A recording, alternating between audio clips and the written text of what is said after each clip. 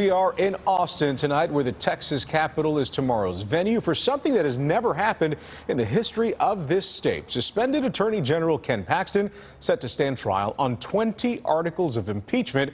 He's the first Attorney General in the state to face impeachment, and it's only the third time state lawmakers have carried out an impeachment trial against a fellow elected official.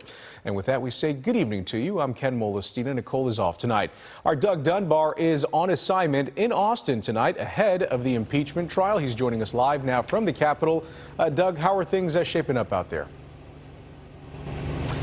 Things are warm on this Texas night, Ken, as you'd well imagine, but really going to heat up in that building behind me first thing tomorrow morning. Less than 12 hours away now, obviously, from a history-making day here in Texas with the impeachment trial coming.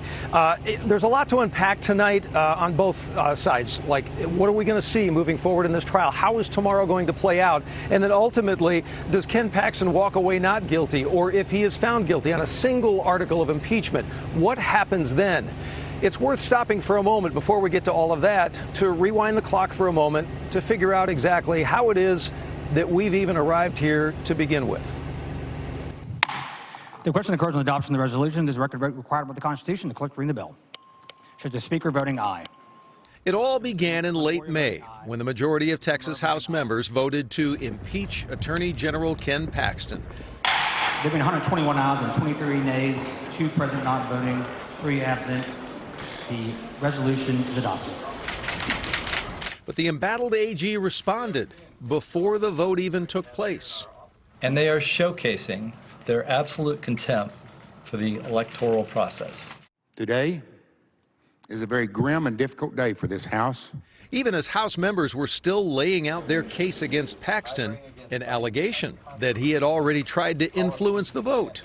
And I would like to point out that several members of this House, while on the floor of this House doing the state business, received telephone calls from General Paxton personally, threatening them with political consequences in their next election. I just want to take a moment to... After deciding on impeachment, Texas House impeachment managers came out to say both the Senate and the public are not yet fully aware of how bad Paxton's actions really were. Paxton's impeachment lawyer, Tony Busby, described the articles of impeachment with one word. The impeachment articles that have been laid out by the House are baloney. Just so we're clear, the allegations are untrue. They are false. When I read the 20 articles of impeachment, my first thought were these are worthless and weak. This is not about a one-time misuse of an office. It's not about a two-time misuse of the office. It's about a pattern of misconduct and use in the office, subjecting to people who don't have a voice to basically threats and fear that if they come forward, they will pay a big price for it. The political theater must come to an end. By mid-August, Paxton continued to claim there is no evidence against him. And then came the document drop. Nearly 4,000 pages of exhibits in the case released by House managers. Evidence, they say, that proves Paxton allegedly used his office and political power to benefit himself and a campaign donor named Nate Paul, who had fallen under federal investigation over the summer. Documents saying Paxton used burner phones, secret personal email accounts, and even a fake Uber account designed to hide his relationship not only with Paul, but an alleged mistress as well. Among the allegations, Paul paid to remodel Paxton's Austin home and even gave Paxton's mistress a job so the AG could be closer to her. Paxton's team tried multiple times to get the articles tossed out, arguing that nearly all the allegations outlined were known to voters when they re-elected him in 2022. But this evidence that the House managers have put forward is designed to show people didn't know everything when they elected. There were efforts to conceal this, to conceal that, indeed to conceal operations within the Attorney General's office from other people in the Attorney General's office. And that's a very powerful rebuttal. Mr. Cole also shared with us, Ken, that you're dealing with thousands of documents. So when it comes to that, witnesses are going to need to break this down and make it simple to understand, connecting all the dots through the thousands of documents that they will see. We know 4 articles of impeachment have been set aside for consideration later on. It's going to be the most serious 16 articles of the 20. Those will be the focal point, Ken, as that trial gets underway first thing tomorrow morning. Yeah, and Doug, listen, we know that this trial, it's expected to go on for a while. At least that's what the expectation is. I don't think this is going to be anything that's going to wrap up pretty soon. But it begs the question, how does a conviction or maybe even an acquittal look for Ken Paxton? How does that happen?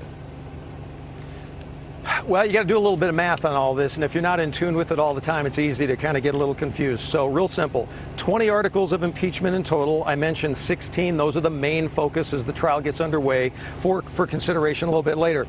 So we got 31 members of the Senate, technically. However, only 30 are going to be voting, and that is because Angela Paxton, Attorney General Ken Paxton's wife, while in the Senate, will be able to attend, but she will not be granted a vote. That has already been decided in the rules. Ultimately, if Mr. Paxton is found not guilty on all 20 impeachment articles, effectively he gets his job back.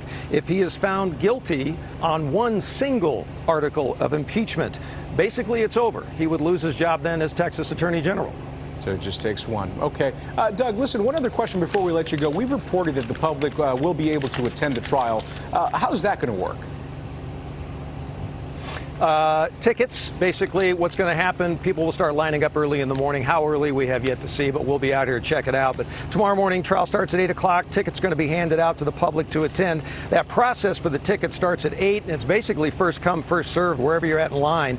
Same happens for the afternoon session, just so you know, but once inside the gallery and everything is full, those are the end of the tickets. And then those people from the public who do get inside, it's worth noting, absolutely no clapping. There will be no oohs and ahs. There'll be no reaction to what they're hearing inside chambers. Nothing but listening from all members of the public who are in attendance tomorrow. And again, 8 o'clock, they'll be handing out tickets for the public. 9 o'clock, trial begins with the reading aloud of the 20 articles of impeachment. Ken? We will all be watching Doug Dunbar live for us in Austin, kicking off the coverage of this historic moment, as we've been talking about. Doug, thank you very much.